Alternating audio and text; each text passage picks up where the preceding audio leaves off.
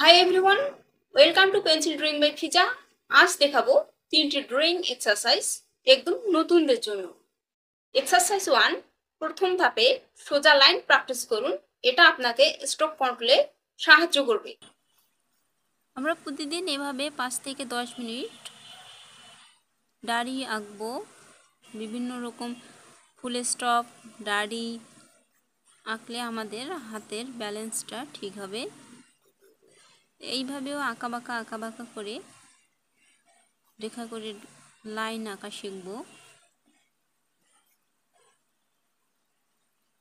বিভিন্ন রকম ডায়েরি টানবো আঁকাবাঁকা করে, আবার এভাবে ছোট ছোট করে বিন্দু বা ফোঁটা ফোঁটা করে নিয়েও আঁকতে পারি।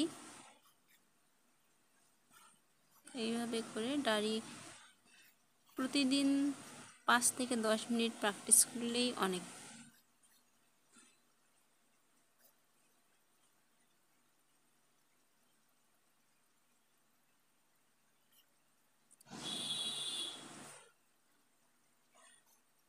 এক্সারসাইজ 2, দ্বিতীয় ধাপে ছোট বড় অনেক সার্কেল আঁকুন, এতে হাতের ফ্লো ভালো হবে। গোল গোল করে সার্কেল আঁকবো আমরা, এরকম গোল করে নেব। আবার ছোট বড় অনেক রকম করে গোল করে নেব, এভাবে আঁকবো আমরা।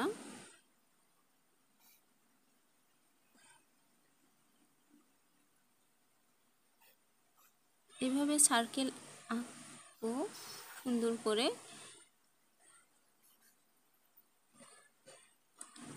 5 থেকে 10 মিনিট সার্কেল প্র্যাকটিস করলেই হাতের ব্যালেন্সটা অনেকটাই উন্নত হবে।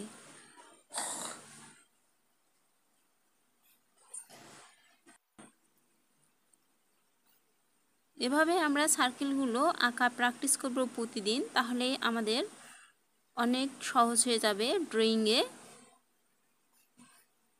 ছোট বড় মাঝারি সব রকম সার্কেলেই প্র্যাকটিস করতে হবে। এক্সারসাইজ 3, তৃতীয় ধাপে সিলিন্ডার, পন বা বলের মতো 3D শেপ প্র্যাকটিস করুন। রিয়েলিস্টিক ড্রয়িং শিখতে এগুলো খুব দরকার। সিলিন্ডার আঁকবো, সিলিন্ডার, ত্রিভুজ এগুলো প্র্যাকটিস করব প্রতিদিন, তাহলে ড্রয়িংয়ে আমাদের অনেক তাড়াতাড়ি উন্নতি হবে। আমি সিলিন্ডার এঁকে নিয়ে পাশ দিয়ে শেপ করে নিচ্ছি, তাহলে দেখতে বাস্তবের মতো দেখা যাবে। এইভাবে করে ঘষে ঘষে নেব।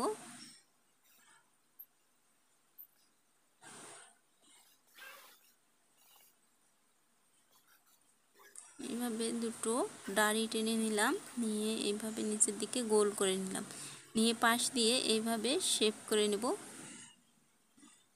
তাহলে দেখতে বাস্তবের মতো দেখাচ্ছে। এবার এখানে গোল বল এঁকে নিলাম, নিয়ে পাশ দিয়ে শেপ করে নিচ্ছি।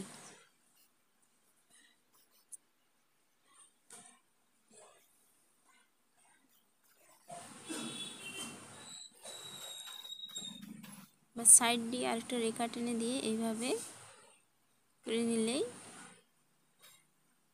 হয়ে যাবে।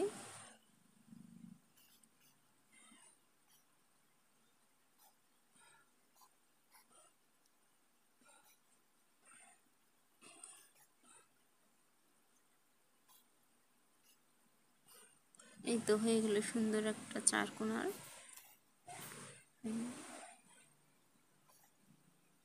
এবার এটা ডিম্বা আকৃতির করে নিয়েছি, নিয়ে মাঝখানে একটা প্লাস চিহ্ন দিয়ে তারপর বাকি আরেকটা রেখা টেনে দিয়েছি। এবার এখানে আমি একটা বল এঁকে নিলাম, নিয়ে নিচের দিকে মাটির মতো করে শেপ করে নিয়েছি, আর উপর দিকে বলে শেপ করে নিলে এটা সুন্দর একটা বলের মতো দেখা যাচ্ছে। মাটির উপরে বল দাঁড়িয়ে আছে।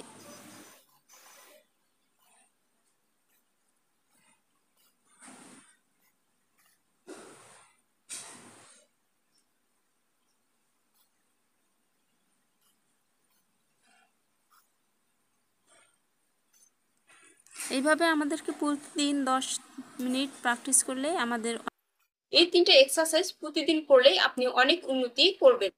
কমেন্ট করুন আপনি কোনটা ট্রাই করবেন। আর ভিডিওটা সেভ করে রাখুন যেন পরে প্র্যাকটিস করতে পারেন। ধন্যবাদ।